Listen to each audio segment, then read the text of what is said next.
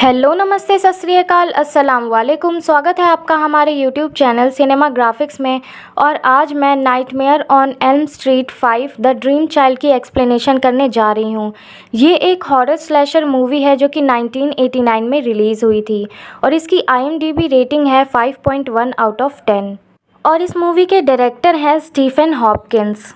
अगर आपको ये एक्सप्लेनेशन अच्छी लगे तो वीडियो को लाइक, शेयर और कमेंट करना मत भूलिएगा। और अगर चैनल पे नए हैं और अगर आपने अभी तक चैनल को सब्सक्राइब नहीं किया है तो चैनल को सब्सक्राइब कर लीजिए और बेल आइकन को भी प्रेस कर दीजिएगा ताकि हमारी वीडियोस की हर नोटिफिकेशन आपके पास सबसे पहले आए।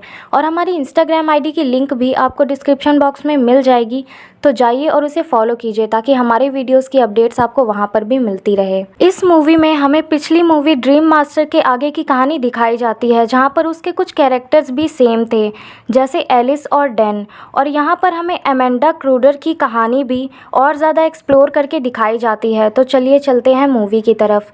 मूवी हमें 1 साल बाद की कंटिन्यू करके दिखाई जाती है जहां पर एलिस और डैन अब भी एक दूसरे को डेट कर रहे थे और रिलेशनशिप में थे। हम देखते हैं कि जैसे ही एलिस शार लेने जाती है अचानक से नाली के पास से कुछ गंदा पानी अंदर आने लगता है और जैसे ही वो उसे चेक करने के लिए अपना हाथ उसके अंदर डालती है बहुत सारा पानी अंदर भरने लगता है बाथरूम में और उसका बाथरूम पानी से भर जाता है। वो शार बंद करने की कोशिश करती है बट शार बंद होने की जगह उसका ड्रायल ही टूट जाता है और पानी भरने लगता है। पूरा बाथरूम अब पानी से भर चुका था और वो डूबने लगती है। तभी अचानक से किसी तरह वो वहाँ से भाग निकलती है और एक असाइलम में पहुंच जाती है। अब हम देखते हैं कि एलिस ने नन के कपड़े पहने हुए हैं और वहाँ कई सारे पागल उसके आसपास मौजूद हैं और वहाँ का केयर टेकर उसे उन्हीं पागलों के साथ लॉक करके चला जाता है। असल में ये हादसा उसकी मॉम एमेंडा क्रूडर के साथ हुआ था और जिसकी वजह से सभी पागलों ने उनका रेप भी कर लिया था। असल में ये सिर्फ एक एलिस का सपना था। वो नींद से जैसे ही जगती है वो काफ़ी डरी हुई थी। उसका बॉयफ्रेंड डैन उसे संभालने की कोशिश करता है लेकिन अब भी उसका इल्यूजन ख़त्म नहीं हुआ था। उस पर फिर से एक पागल अटैक करता है जो कि कुछ ही देर में गायब हो जाता है। आज एलिस का हाई स्कूल ग्रेजुएशन डे है और क्योंकि उसके फ्रेंड्स सारे मारे जा चुके थे उसने कुछ नए फ्रेंड्स बनाए थे जैसे कि ग्रेटा जो कि एक सुपर मॉडल बनना चाहती है, मार्क जो कि कॉमिक बुक का बहुत बड़ा फ़ैन है और योनी जो कि एक स्विमर है और हॉस्पिटल में भी काम करती है।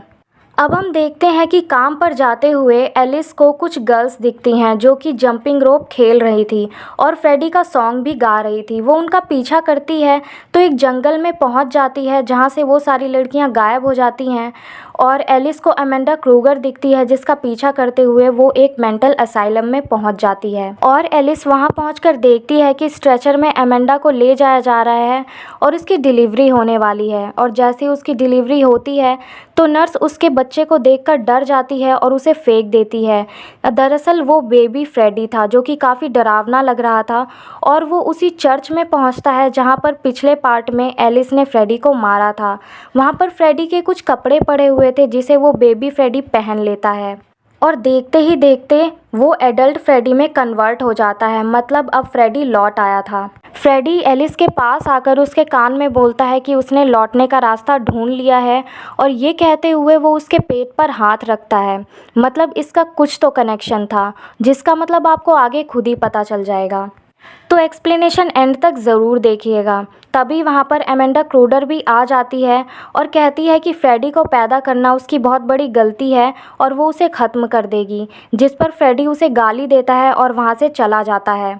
तभी एलिस की नींद खुलती है और उसे समझ में आता है कि ये सब उसका सपना था। डैन एक पूल पार्टी में था जहां पर एलिस का उसे फ़ोन आता है और एलिस सारी बातें उसको बता देती है और अपने पास बुलाती है। डैन अब एलिस के पास जाने लगता है।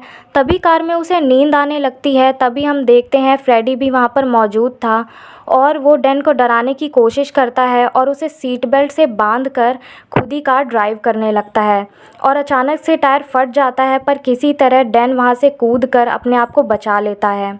डैन को वहाँ पर एक बाइक दिख जाती है। अब वो बाइक ड्राइव करने लगता है। तभी हम देखते हैं कि फ्रेडी बाइक को भी पजेस कर लेता है और बाइक की सारे वायर्स डैन के शरीर से जुड़ने लगते हैं। लेकिन असल में ये सब कुछ नहीं हो रहा था। असलियत तो ये थी कि डैन अपनी कार में सो रहा था जिसकी टक्कर ट्रक से हो जाती है और डैन मर जाता है।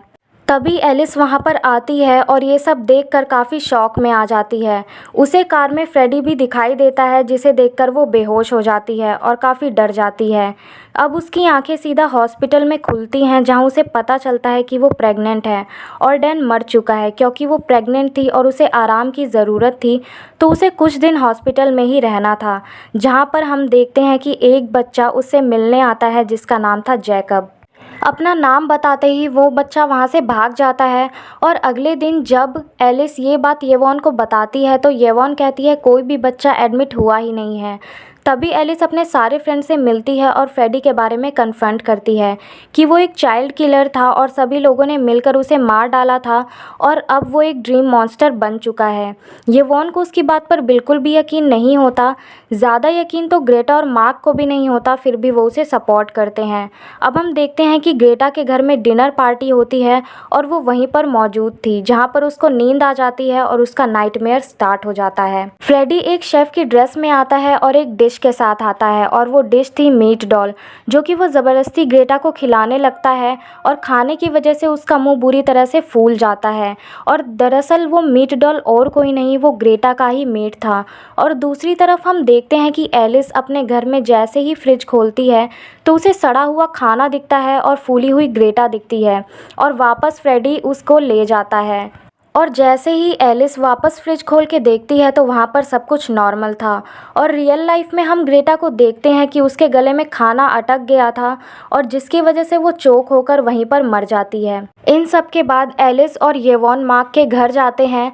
उसका घर पूरी तरह से कॉमिक बुक से भरा हुआ था। एलिस पर मार्क को फिर भी यकीन हो रहा था, लेकिन येवॉन को एलिस की बातों पर बिल्कुल भी यकीन नहीं था और वो वहाँ से चली जाती है। तभी एलिस कॉफ़ी बनाने जाती है और जब वो लौट कर आती है, तो वो देखती है कि एक कॉमिक बुक के अंदर मार्क चला गया है। तभी वो अपना कैरेक्टर भी उस कॉमिक बुक में ड्रॉ करके उसी कॉमिक बुक के अंदर चली जाती है और डैन को एक टनल में जाने से बचा लेती है। लेकिन टनल में गिरते हुए मार्क के हाथों में चोट लग गई थी और खून आ गया था, जिसे देखकर वो बेहोश हो जाता है और गायब हो जाता है। तभी एलिस को फिर से जैकॉब दिखता है, जहाँ पर जैकॉब उसे कन्फ्रंट करता है कि वही उसकी माँ है और ये कहकर वो यहाँ से भाग जाता है।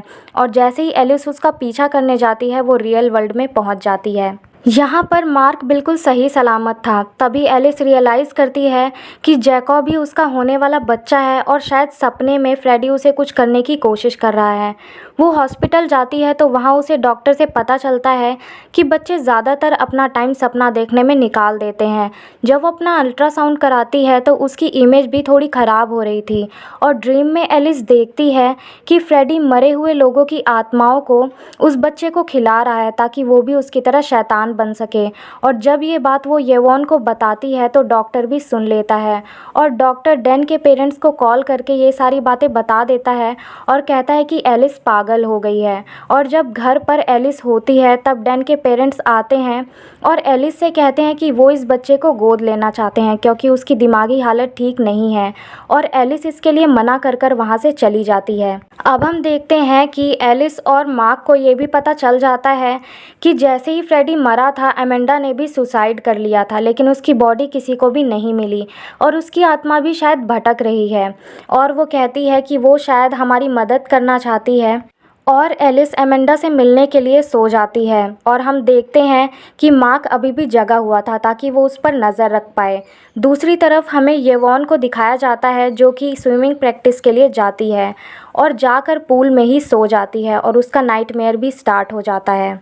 जैसे ही येवॉन डाइविंग बोर्ड में जाती है ताकि वो स्विमिंग पूल में डाइव कर सके, वो डाइविंग बोर्ड एक मॉन्स्टर में कन्वर्ट होकर उसे हॉन्ट करने लगता है और किसी तरह से वो स्विमिंग पूल की तरफ कूद जाती है। लेकिन स्विमिंग पूल गायब होकर कीचड़ में कन्वर्ट हो गया था और वो कीचड़ में गिर जाती है। और हम एलिस को देखते हैं, जो कि येवॉन को ढूंढते हुए एक पानी से भरी हुई जगह पर पहुंचती है और वो देखती है कि वहाँ पर फ्रेडी येवॉन को लेकर आ गया था और येवॉन को बचाने के लिए वो एक रॉड को फ्रेडी के मुंह में मार देती है और वहाँ से किसी तरह से वो दोनों बचकर निकल जाते हैं। और अब येवॉन को भी एलिस की बातों पर यकीन हो चुका था। एलिस येवॉन से कहती है कि उन्हें एमेंडा को ढूंढना होगा और हम देखते हैं कि मार्क एक कॉमिक बुक पढ़ रहा था जहाँ पर वो कॉमिक अपनी तरफ उसको खींच लेती है और वो एक कैरेक्टर बनकर उसी कॉमिक के अंदर चला जाता है। मार्क को यहाँ सब कुछ ब्लैक एंड वाइट दिखाई दे रहा था, एक कॉमिक बुक की तरह।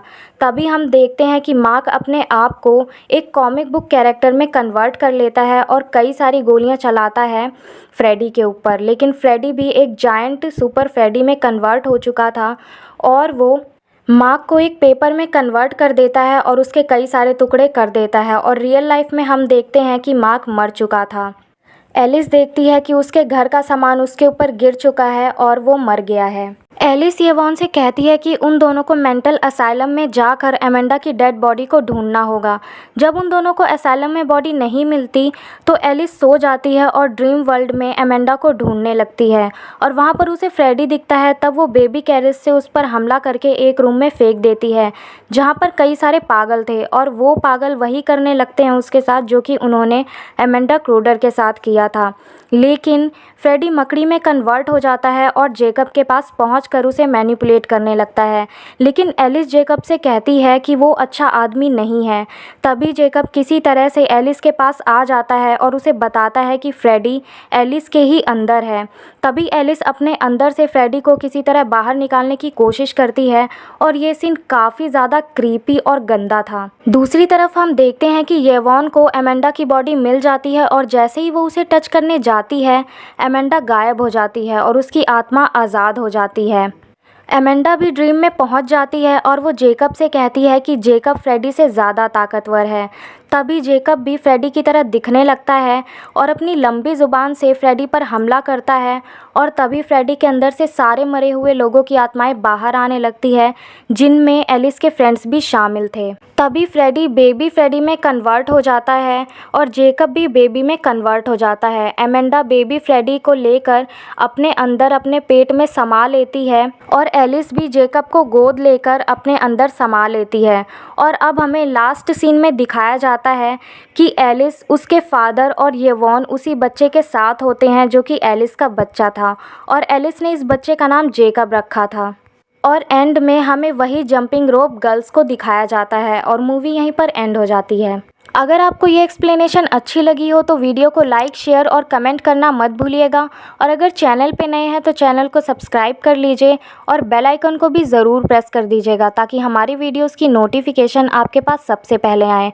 और हमारी इंस्टाग्राम आईडी की लिंक आपको डिस्क्रिप्शन बॉक्स में मिल जाएगी, तो जाइए और उसे फॉलो कीजिए ताकि हमारे चैनल की अपडेट्स आपको वहाँ पर भी मिलती रहे। Thank you.